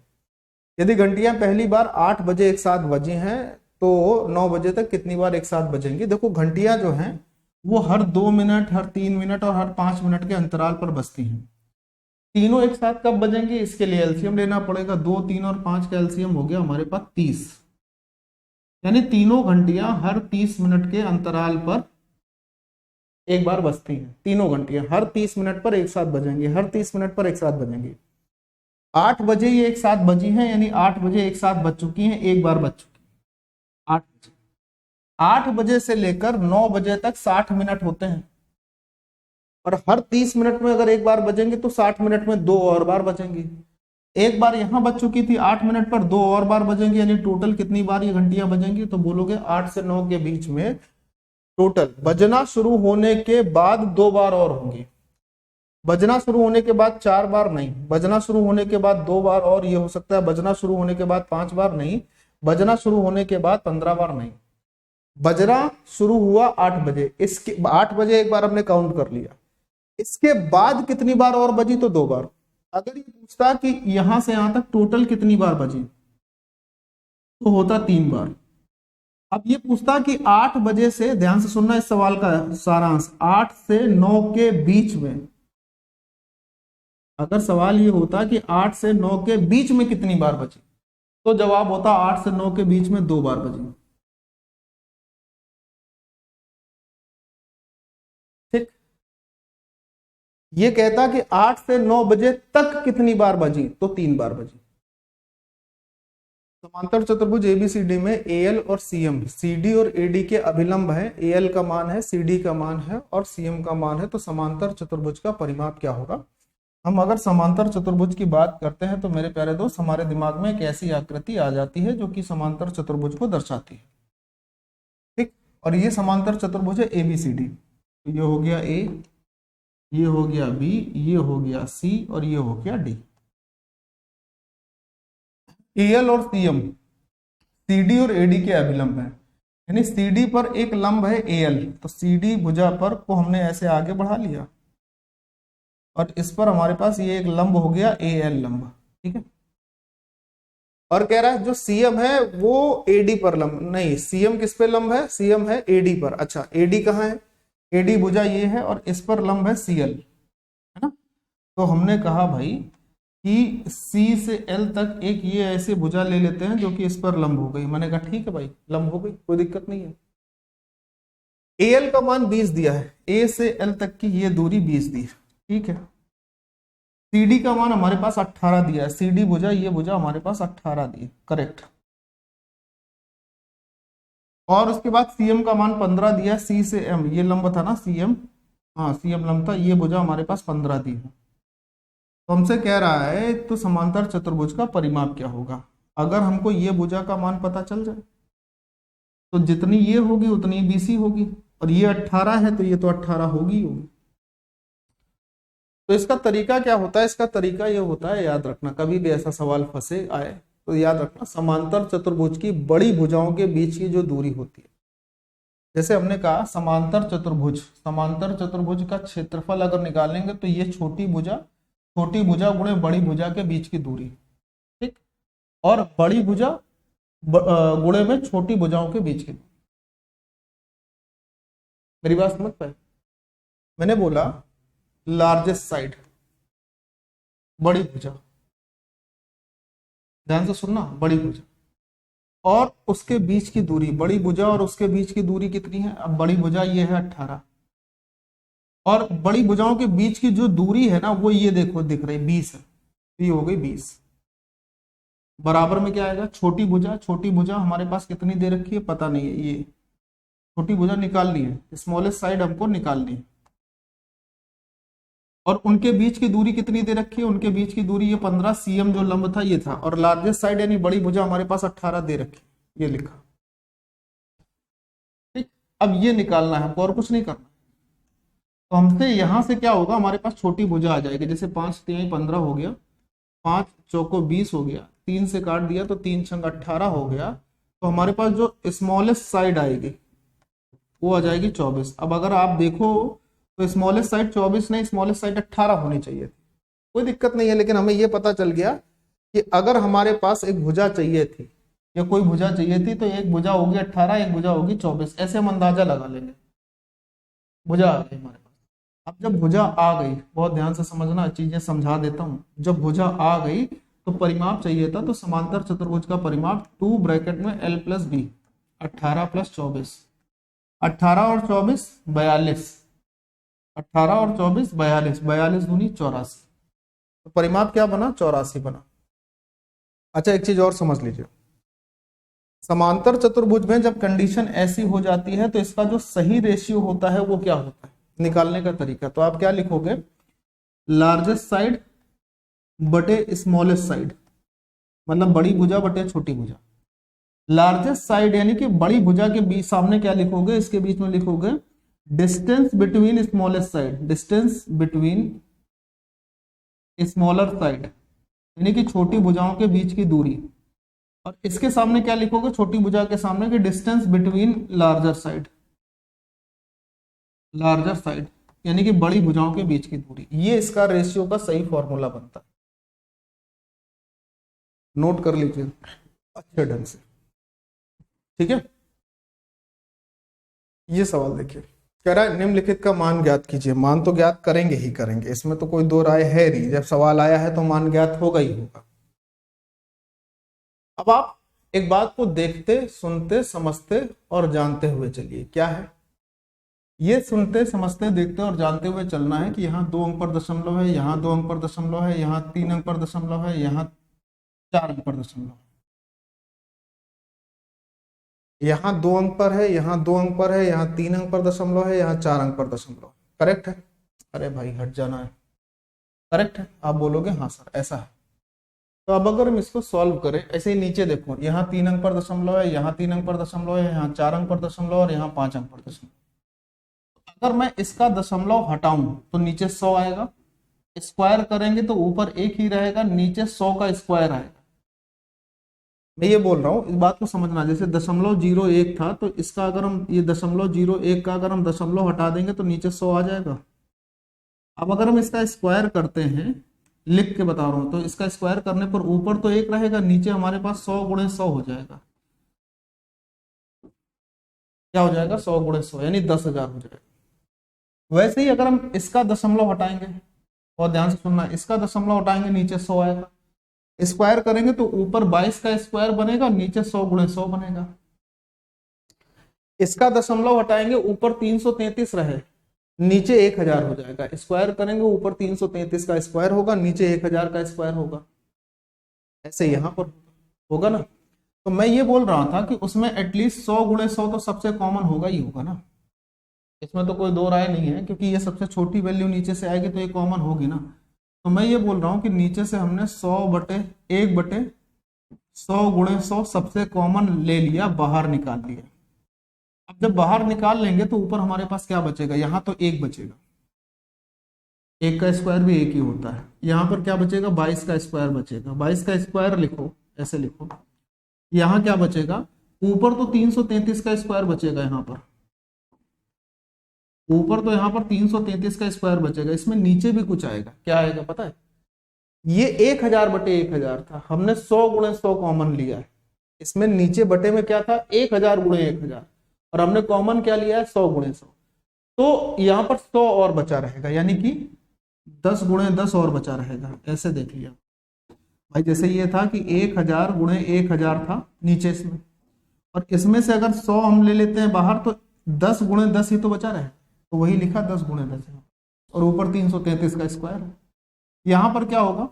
यहाँ पर हमारे पास ऊपर जो है वो 4444 का स्क्वायर आएगा, और नीचे क्या आएगा? इसमें नीचे क्या आएगा? नीचे यहाँ पर होगा दशमलव के बाद 4 जीरो, यानी 10,000 × 10,000, और उसमें से 100 × 100 कॉमन ले चुके हो, तो इसमें नीचे क्या बचा होगा? नीचे बचा होगा 100 × 100 कॉमन बचा। ये बात स्पष्ट हो गई। ये ऊपर की वैल्यू आ गई हमारे पास। ठीक, अब नीचे वैल्यू देखो जरा, जो बटे में है ये हमारे पास क्या? इसमें 3 अंक पर दशमलव है, इसमें 3 अंक पर दशमलव है, तो यहां से कॉमन हिस्सा क्या मिलेगा? यहां से कॉमन मिलेगा 1/में 1000 × 1000, तो कॉमन मिलेगा, ये कॉमन मिल गया। सबसे पहले तो 1 बचा रहेगा। यहां पर क्या बचेगा? यहां पर बचेगा 1000 × 1000 कॉमन ले लिया, ऊपर सिर्फ यहां पर 22 का स्क्वायर बचेगा और कुछ नहीं बचेगा। प्लस यहां क्या बचेगा? 333 का स्क्वायर तो ऊपर बना रहेगा यहाँ पर, और नीचे क्या आ जाएगा? नीचे 10 × 10 आ जाएगा। यहां पर ऊपर क्या बना रहेगा? 4444 का स्क्वायर ऊपर आएगा, और इसके नीचे क्या आ जाएगा? इसके नीचे आ जाएगा 100 × 100। तो हमारे पास नीचे वाली वैल्यू ये आ गई। अब अगर हम ध्यान से और पारखी नजर और निर्मा सुपर, अरे भाई, पारखी नजर और निर्मा सुपर दोनों से देखें तो इसमें कुछ तो हिस्सा ऐसा है जो कॉमन होके कट सकता है, ये कट गया। अब यहाँ पे बचा क्या? ये बचा। जब इसको ऊपर लेंगे तो ऊपर 1000 × 1000 आएगा, और नीचे 100 × 100 आएगा। तो हमने इसको डायरेक्ट यहीं पर 100 × 100 का काम खत्म कर लिया। अब यहाँ 10 × 10 बचा जो ऊपर जाएगा, यानी फाइनली हमारे पास क्या बचेगा? ऊपर 10 × 10। और मेरे प्यारे दोस्त, 10 × 10 का मतलब क्या होता है? 100 होता है, और ये आपका उत्तर बनेगा ऑप्शन नंबर डी। कितना बढ़िया सवाल है, सिंप्लीफिकेशन का कितना जबरदस्त क्वेश्चन है। मजा आई या नहीं आई? सभी लोग बताओ, मजा आई या नहीं आई? आई मजा? अच्छा लगा ये सवाल? लगा अच्छा, एकदम शानदार सा। अच्छा देखो, इस सवाल को अगर चाहा जाता तो डीएस के द्वारा बिना कैलकुलेशन के किया जा सकता था। ये सब जो आपने लिखा, समझा, जाना, ये सब भी एक तरीका है, लेकिन अगर हम इसको डीएस के माध्यम से देखते, डिजिट सम के माध्यम से देखते, इस सवाल को बिना लिखे किया जा सकता था। पूछो कैसे? पूछो कैसे? देखो, यहाँ पे डिजिट सम 1 आता है, स्क्वायर करते एक, यहाँ डिजिट सम 4 आता, 4 का स्क्वायर, यहाँ डिजिट सम 9 आता, 9 का स्क्वायर, यहाँ डिजिट सम कितना आता? 1 आता। भाई 4 को, सॉरी 4 चौको 16, 7 का स्क्वायर आता। सेम डिजिट सम यहाँ नीचे आता। तो जितना डिजिट सम ऊपर होता, जितना डीएस ऊपर होता, उतना ही डीएस अगर नीचे होता, तो दोनों कैंसिल होने के बाद जो फाइनल डीएस देते वो कितना देते? 1 देते ना। दोनों कैंसिल होने के बाद जो फाइनल डीएस देते वो 1 देते। और दिए हुए ऑप्शन में अगर हम देखें तो हमारे पास फाइनल डीएस 1 सिर्फ एक ही ऑप्शन में था, वो था ऑप्शन नंबर डी। अब अगर ये डीएस का जो मेथड है, जो अभी आपने बिना पेन के इसको समझ लिया, अगर मैं ये आपको पहले बता देता, अगर यही बात मैं आपको पहले बता देता, तो जो भी बच्चे अभी देखोगे या जो बाद में देखोगे, उसमें से आपके बहुत सारों का कहना ये हो जाता कि ये समझ नहीं आया। इसीलिए पहले मैंने आपको ये समझाया, और ये समझाने के बाद मैंने आपको ये बताया कि सवाल बिना पेन के किया जा सकता। अब आप मेरी बात समझ पाए हो? दो संख्याओं के एलसीएम और एचसीएफ के योग और अंतर क्रमशः इतने और इतने हैं। उन संख्याओं का योग इतना है, तो संख्याएं क्या है? देखो, संख्याओं के जो एलसीएम है और जो एचसीएफ है, उनका योग और अंतर दिया है। यानी कि एलसीएम और एचसीएफ का जो योगफल है वो 682 दिया है, और एलसीएम और एचसीएफ का जो अंतर है, जो इनका डिफरेंस है, वो हमारे पास कितना दे रखा है? 638 दिया, 638। तो संख्याओं में बहुत ज्यादा अंतर नहीं होगा। जब एलसीएम और एचसीएफ के योगफल और उनके अंतर में ये दिख रहा है संख्याओं में अंतर होना चाहिए। अब अगर हम यहाँ पर एलसीएम निकालते कि पर्टिकुलर हमें एलसीएम चाहिए होता तो एलसीएम कैसे निकलता भाई, दोनों का योगफल करते और 2 से भाग देते। 6 6 12, 12 का आधा 6 हो जाएगा, ये तो कंफर्म हो गया। 8 3 11 और 1 12, 120 का आधा 60 हो जाएगा, यानी एलसीएम हो गया 660। और एचसीएफ क्या होगा, दोनों का अंतर लेकर 2 से भाग देना। 600 से 600 खत्म हो गया, यहाँ पे 25 आ जाएगा, यानी कि ये हो जाएगा आपके पास 4 और यहाँ पर हो जाएगा आपके पास 4, यानी कि 22 हो जाएगा। एचसीएफ हो गया 22।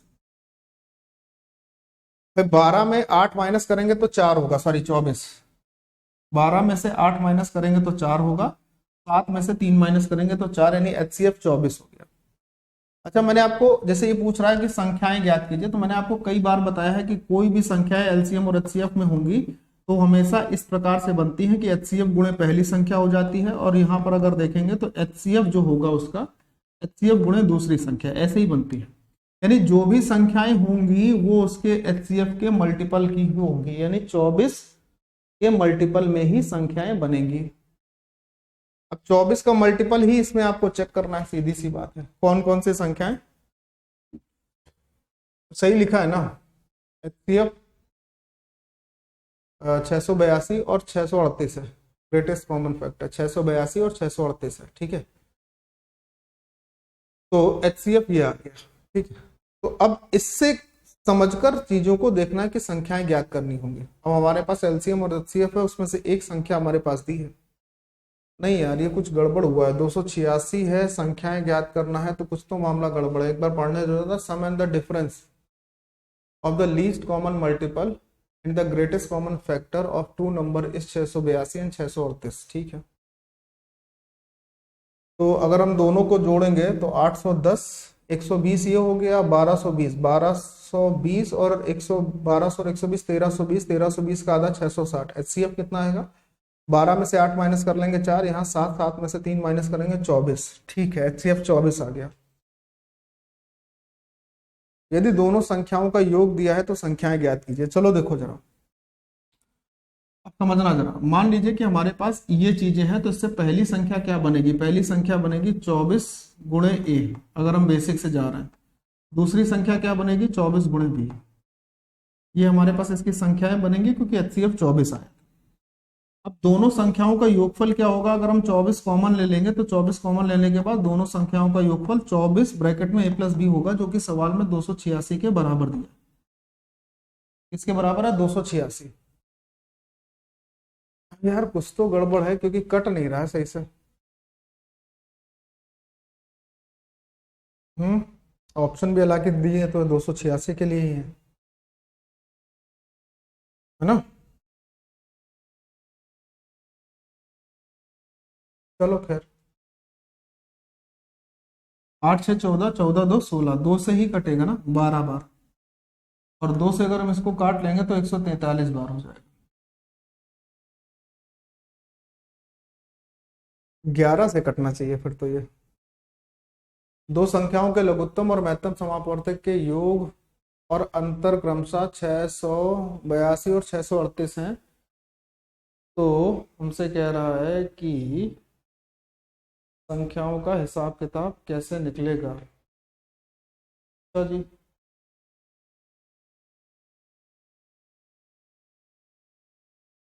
ऑप्शन जो दिए हुए हैं, अगर हम ऑप्शन को ध्यान दें, यार टाइप करने में तो कोई मिस्टेक नहीं हो गई है, टाइप करने में तो इसमें कोई मिस्टेक नहीं लग रही है।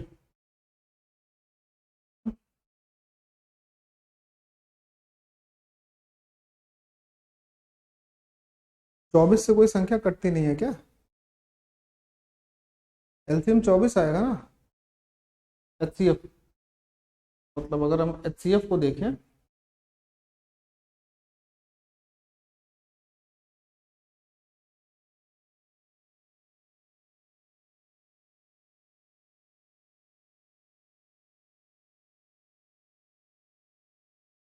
इन दोनों का अंतर कितना आया, अरे यार, इसीलिए तो हम सोच रहे थे क्या गड़बड़ हो रही है। इन दोनों का अंतर आएगा, यहाँ पर 4 हो जाएगा और यहाँ पर 44 आएगा। 44 का आधा करना है, 44 का आधा कितना होगा, 22 होगा। ये HCF आएगा 22।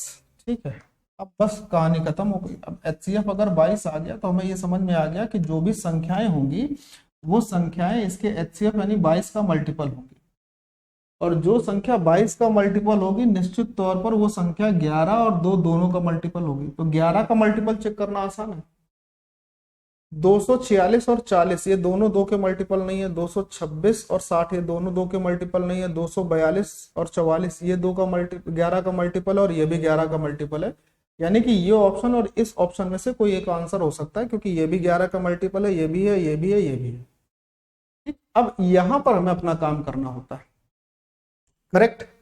देखो दोनों संख्याओं का योग दिया था, तो दोनों संख्याओं का योग क्या होगा, 22 ब्रैकेट में a प्लस बी, और ये हमारे पास है 286 के बराबर। भैया तो अगर हम a प्लस बी निकालें तो a प्लस बी का जो रेशियो आएगा वो क्या आएगा, 22 एकम 22 और 22 तीजा 66, यानी कि 1 और 13 आ जाएगा। 22 एकम 22, 22 तिहाई 66, a प्लस बी का मान क्या होगा, 13 होगा। अब a प्लस बी 13 तुम्हें उन संख्याओं को लेकर बनाना है जो कि को प्राइम, ठीक है, जिनका HCF 1 हो। जैसे ये क्या बन जाएगा, 1 और 12 से बन सकता है, 2 और 11 से बन सकता है, 3 और 10 से बन सकता है, 4 और 9 से भी बन सकता है, ठीक है, 5 और 8 से भी बन सकता है, 5 और 8 से भी बन सकता है, और बाकी अगर बात करें तो 8 और 5 सेम पैटर्न हो जाएंगे। 13 बनने के ये वो है। इन सभी में HCF 1 मिलेगा, 1 के अलावा कुछ और मिल नहीं सकता, क्योंकि हमें संख्याएं ज्ञात करनी थी। तो संख्याएं क्या होंगी इसका ध्यान रख के काम करना, ठीक है ना। इसमें जो भी चीजें हैं, जो भी इसका गुणा करके संख्याएं आएंगी, वो सारी संख्याएं अपने आंसर के रूप में हो सकती थी, सारी संख्याएं हो सकती थी, ठीक है। जैसे पहला क्या बन सकता था, कोप्राइम ही नंबर है सारे, 1 और 12 जोड़ोगे 13 होगा, HCF 1 है।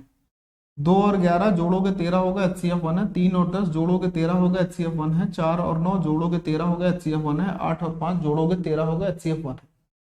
अब अगर हम पहला पेयर देखते तो क्या बनता, 22 एकम 22 और 22 गुणे 12 का मतलब 22 दूनी 44 के 4 हासिल 2, 22 एकम 22 और 2 24। पहला पेयर देखते तो 22 और 244। दूसरा 22 दूनी 44 और 11 गुणे 22 अगर करेंगे तो हमारे पास क्या आ जाएगा, 242 आएगा। तीसरा पेयर क्या बन सकता था, 66 और 22 गुणे 10 यानी 220, ये बन सकता है।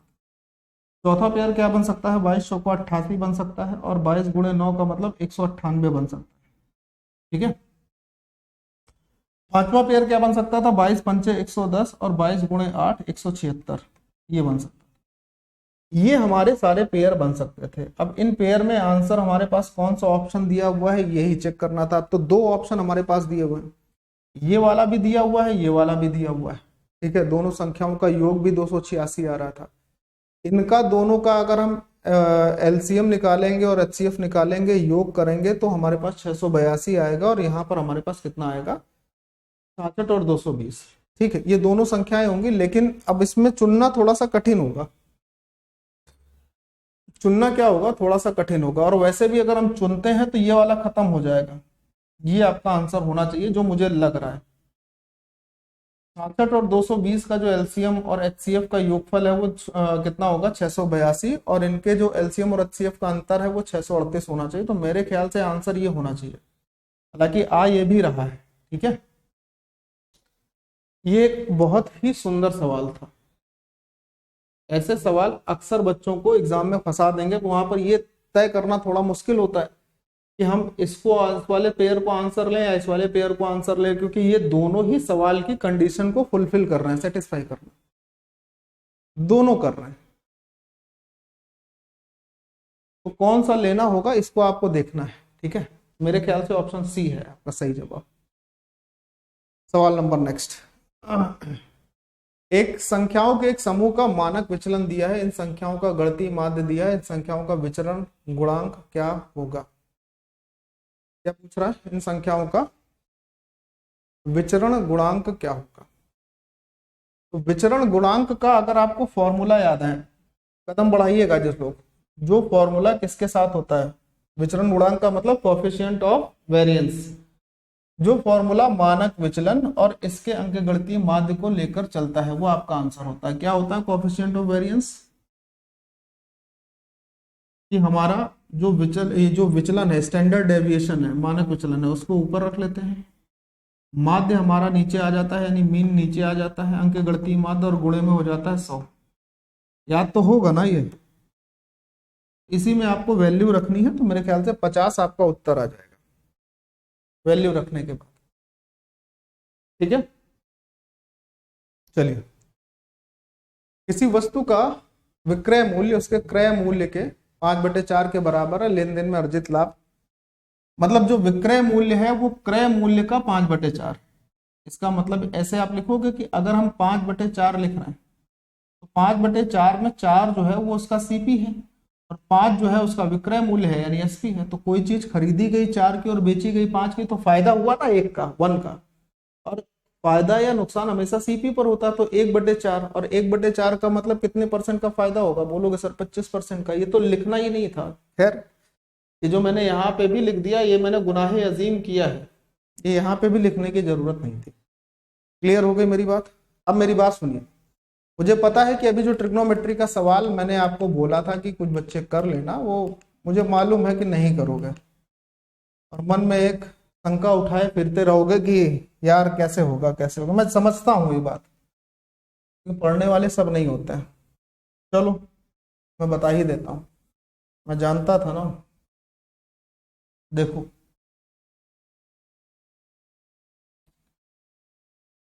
देखो मान लो कि अगर तुमको इसका फॉर्मूला भी नहीं याद है, कोई बात नहीं, इसको ऐसे लिख सकते हो 1/10a+b, ऐसा तो लिख ही सकते हो ना। बट मुझे ये तो उम्मीद है कि 10a+b का तो फॉर्मूला तुमको याद होगा। 1/10a+10b बटे में 1 - 10a × 10b। ठीक है ना?